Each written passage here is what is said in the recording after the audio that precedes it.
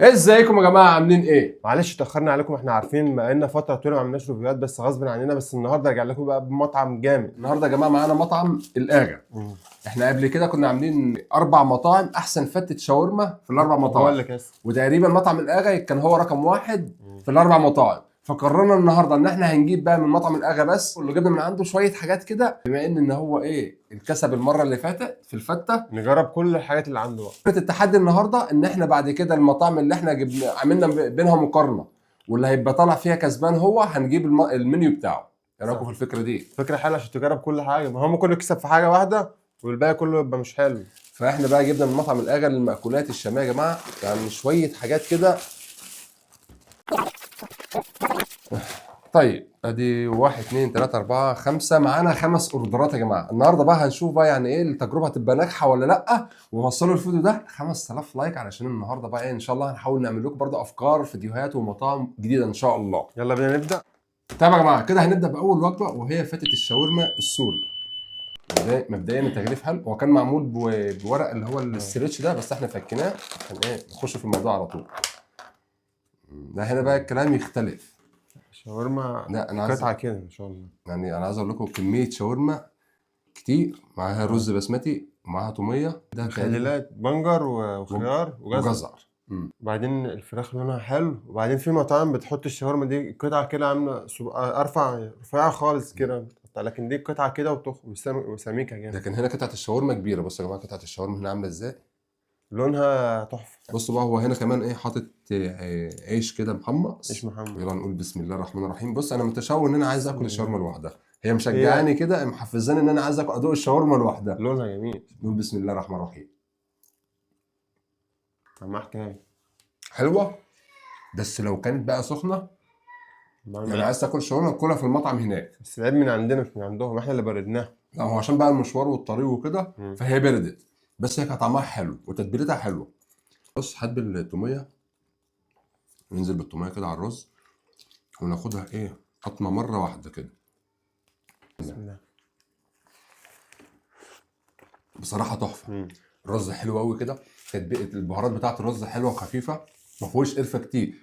كنا الرز معظم المطاعم مش طعم بتعمل قرفة خالص. الرز البسمتي بتبقى القرفه بتاعته طاغيه عليه، لكن هنا الرز هنا تحفه الصراحه. والعيش المحمص عيش يعني صغير كده، ما هوش ناشف قوي. بصراحه هي وجبه تحفه، كميه الشاورما فيها كتير شاورما كتير ما شاء الله. كده، التتبيله بتاعت الشاورما حلوه قوي. واحلى حاجة العيش المحمص ده. والعيش المحمص بس هي عيبها ان هي بارده، يعني احنا لو كنا كلناها في المطعم كانت هتبقى طعمها يعني يبقى احلى من كده بكتير. تاني حاجة معانا فتة الكريسبي. بسم الله. لا لا لا، فتة كريسبي يا جماعه. بسم الله ما شاء الله، متوصي جامد. كميه الكريسبي كتير، وبرده عيش متحمص ورز آه. بسمتي وتوميه. بص قطعه الكريسبي اصلا عامله ازاي. شكلها ابيض من جوه، اللحمة بيضة خالص. بس مش عارف بقى هو بيبقى مثلا فيها سبايس ولا عادي، فاحنا هندوق. بص شكلها عادي يعني. انا هدوق كده الاول، ندوق كده الاول نشوفها سبايس ولا لا. نقول بسم الله الرحمن الرحيم. لا عادي عادي. ماشي سبايس بس طعمها حلو. بص بقى ندوق التوميه. انا عاجبني قوي التوميه بتاعتها. بسم الله. ايه ده بجد 10 على 10 صراحة حلو. بصراحه انا عجبتني قوي الكريسبي. يعني معظم المطاعم اللي بيعملوا اكل سوري وشاورما ما بتظبطش معاهم التتبيله بتاعت الكريسبي، فهنا التتبيله حلوه وهاديه، مش تتبيله يعني طاغيه قوي، تتبيله محترمه. بس انا كان ناقصني ان هي لو مثلا في منها سبايسي وفي منها عادي تبقى 10 على 10. لو سبايسي كانت تبقى يعني تبقى احلى من كده، في اللي بيحب الحاجة حراقة يعني. هيبقى التيست بتاعها عالي، لكن هي ما فيهاش سبايسي خالص، هي طعم التتبيله بس واضحه، لكن مش سبايسي نهائي. ومفيش ريحة زفارة ولا أي حاجة. لا لا لا لا يعني ده من المطاعم اللي احنا الحلوة اللي احنا ما بنشمش ريحة فراخ في الفراخ، بتاكل فراخ ومفيش ريحة فراخ، يعني ريحة تتبيلة حلوة بس. بس انا عاجبني قوي اصلا، يعني لون الكريسبي كمان مش محروق كده، مش لا. محروق في الزيت، يعني اللون بص ذهبي، لون ذهبي ذهبي كده فاتح. حلو قوي الوجبه دي. نخش على اللي بعده. يلا بينا. يلا بينا.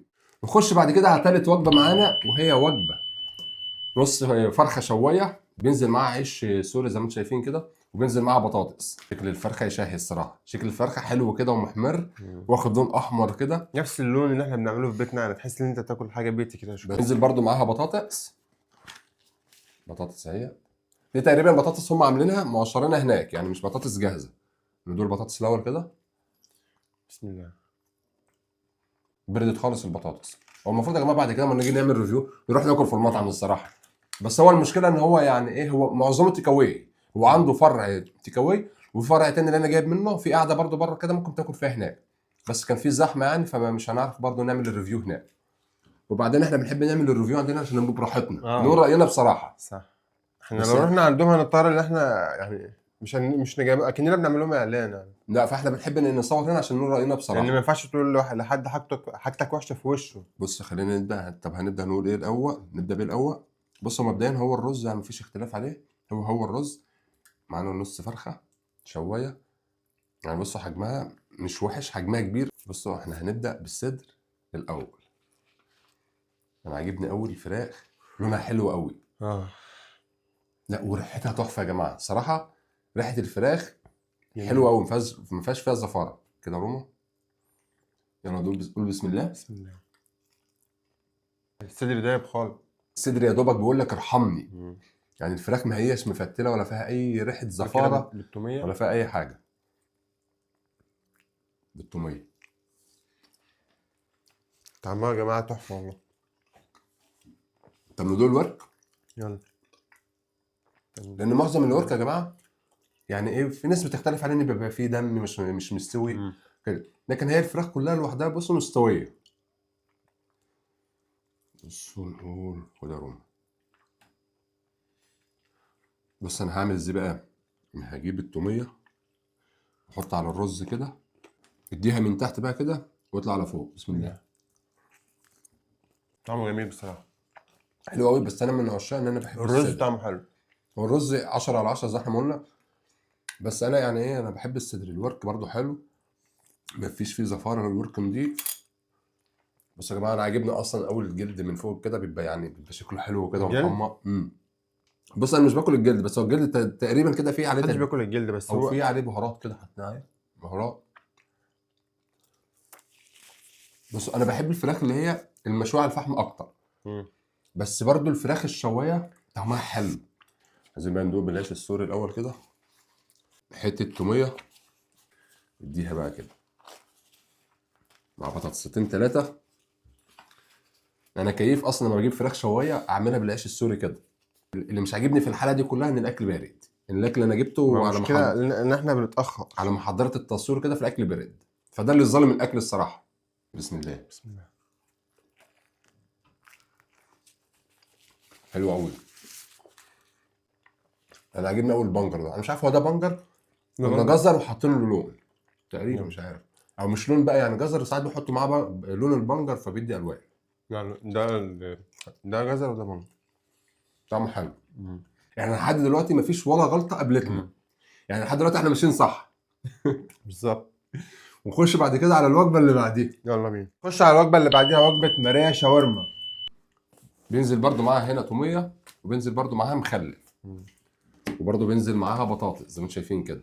بس هي حجم العيش كبير والكميه هنا كبيره يا جماعه. دي بتبقى يعني محشيه توميه وجبنه شيدر وجبنه موتزاريلا تقريبا وتوميه. بسم الله. بسم الله. الماريا دي يا جماعه اول مره اكلها بصراحه. يعني ابراهيم اول مره يجربها. بس يا جماعه انا عايز اقول لكم يعني، لا كميه شاورما محترمه. بص كميه شاورما فيها قد ايه. هي مش باينه بس عشان عليها ايه توميه. بحب انا المعجنات يا جماعه.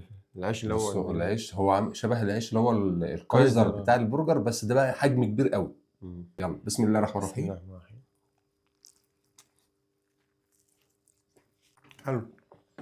حلوه بس الجبنه فيها كتير. انا حاسس بطعم الجبنه اكتر من الشاورما. بس ده مش عيش فينو ولا كايزر. هو طعمه مختلف. طعم العيش مختلف. العيب اللي فيها ان الجبنه والتوميه، جبنه والتوميه فيها كتير. بالذات التوميه مش مخليك حاسس بطعم الشاورما، انت حاسس بطعم صوصات كتير. ده هي وجبه حلوه، وجبه محترمه يا جماعه. بس انا يعني ايه، يحاولوا يخفوا بس الصوصات شويه، التوميه والجبنه علشان تحس بطعم الشاورما فيها. بس ما شدتنيش جامد، مش عارف هي ما فيهاش يعني اول مره اجربها. مش وحشه، بس هي يعني ايه، التوميه فيها ياما. طب يلا بينا نخش على اخر حاجه معانا واحنا متحمس لها واول مره نجربها. دي اللي هنشوف بقى هي اللي احلى ولا الشاورما الماريه الماريه احلى. يلا بينا. يلا. معانا اخر حاجه وهي الشاورما الحلبة يا جماعه. طبعا الشاورما الحلبة ديت احنا اول مره نجربها. بننزل معاها توميه ومخلل وهنقول بسم الله الرحمن الرحيم. بصوا بقى الشكل. جايبينها اكن عاملينها زي نظام الفطير كده. اللي ما يعرفش الشاورما الحلبة دي يا جماعه بتبقى يعني عيش سوري عادي كده بس معمول على نظام الفطير ومحشي من جوه شاورما وخضار وزيتون وجبنه موتزاريلا ومتقطعه كده زي البيتزا. عشان نقول بسم الله لان ديت انا اول مره اجربها. دي تختلف عن الشاورما العاديه. هي نفس الشاورما بس الحشو يختلف. والعيش يختلف. هو العيش السوري زي ما هو العيش السوري بس معمول زي نظام الفطيره كده ومتقطع كده ومحطوط بقى ايه جواه جبنه وخضار وكده. يلا نقول بسم الله. بصوا التقطيعه بتاعته من جوه متقطع سمبوكسات كده ايه يعني شبه الفطير او شبه البيتزا. بس انا ايه حبيبني الفضول اشوفها من جوه عامله ازاي. عايز بس اوريكم من جوه كأنها فطيرة زي نظام الفطير. زي نظام الفطير بس ده بعيش سوري. خضار زيتون جبنه موتزاريلا شاورما. دي بقى ما فيهاش صوصات يعني. هي ميزتها ان وحلاوتها ان ما فيهاش صوصات ياما خالص ما فيهاش. يلا نقول بسم الله. بسم الله. بص انا اكني باكل فطيره. تحفة. هي حلوه وحلوه قوي بس اكني باكل فطيره. ما فيهاش زي النظام الفطير. يعني احنا هنقول مثلا ايه هي ممكن تقول شاورما حلبة عشان هي يعني ايه بطعم الشاورما او محشيه شاورما من جوه. لكن هي حلوه من جوه والعيش السوري كده خفيف تحس بطعم الشاورما والحشو فيها كتير. بس بصراحة عجبتني أكتر من الشاورما المراية. هو عشان العيش هنا ايه التاني هو كده اتضح إن الشاورما ما ينفعش تتاكل إلا في عيش سوري. عيش سوري زي دوت بالظبط. طب نسقسق كده في التوميه. اوه بسم الله. بصراحه انا تحفة. يعني الشاورما الحلبي عجباني اكتر من الشاورما العاديه. يعني الشاورما العادي بيبقى توميه وخيار مخلل شاورما بس.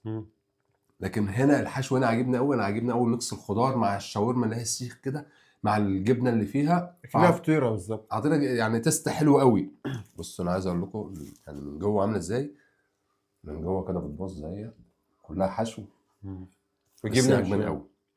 لا الجبن بص انا بحب اصلا الاكل لما يكون الصوصات بتاعته قليله عشان تحس بطعم الحشو. شوف طعم الحشو ده بس الصراحه تحفه احلى من الشاورما المرايه. العيش السوري في الشاورما احلى. يعني انا لو هاكل بعد كده شاورما انا هطلب دي شاورما ومش شرط يعملها زي الفطيره.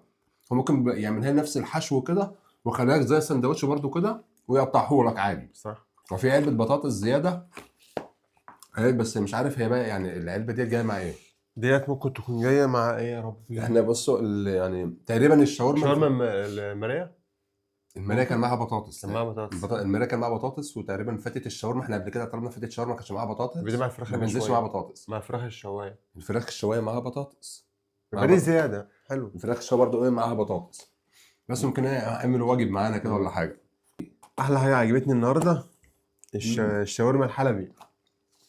الاوردر كله بصراحه هو كله حلو بس الحاجه اللي شدتني جامد الشاورما الحلبي. بس كده يا جماعه هنقول لكم بقى كده على اكتر حاجه عجبتنا وكانت مميزه. اول حاجه هي كانت فتة الشاورما بالنسبه لي انا كانت حلوه قوي عجباني. كميه الشاورما كتير. قطعه الشاورما سمكها تخين كده واخده وش كده محروق او وش محمر كده على السيخ. كانت طعمها حلو والرز مبهر وما فيهوش بهارات كتير. بهاراته خفيفه فهتحس بطعم الرز. انا بالنسبه لي كانت الشاورما الحلبي رقم واحد. وفتة الشاورما برضو بعدها تحفه طعمها جامد برضو. الشاورما كبيره زي ساعدنا. والفتة الكريسبي وبعد كده وبعد فتة الكريسبي وبعد كده الفراخ اللي هي الشوايه وبعد كده الشاورما الحلبي وبعد كده المرايه. هي الشاورما الحلبي عجبت ابراهيم اكتر من المرايه. هي شدت ابراهيم شويه. هو كل الاكل حلو بس في اكل كده بيشدك مع ان اللي جنبيه حلو برضه. دي كانت نهايه الحلقه بتاعت النهارده. يا رب يكون الفيديو عجبكم. ما تنسوش بقى تكتبوا لنا برده المطاعم فين نجربها يا جماعه. يعني اكتبوا لنا برده افكار كده يعني ايه ريفيوهات كده اكتبوها لنا في الكومنتات. نروح مطاعم فين نروح اماكن فين كده ان شاء الله نعمل لكم باذن الله. اسكندريه القاهره اي حاجه. وصلوا الفيديو ده 5000 لايك ونشوفكم على خير فيديو جديد. نقول لكم يلا سلام.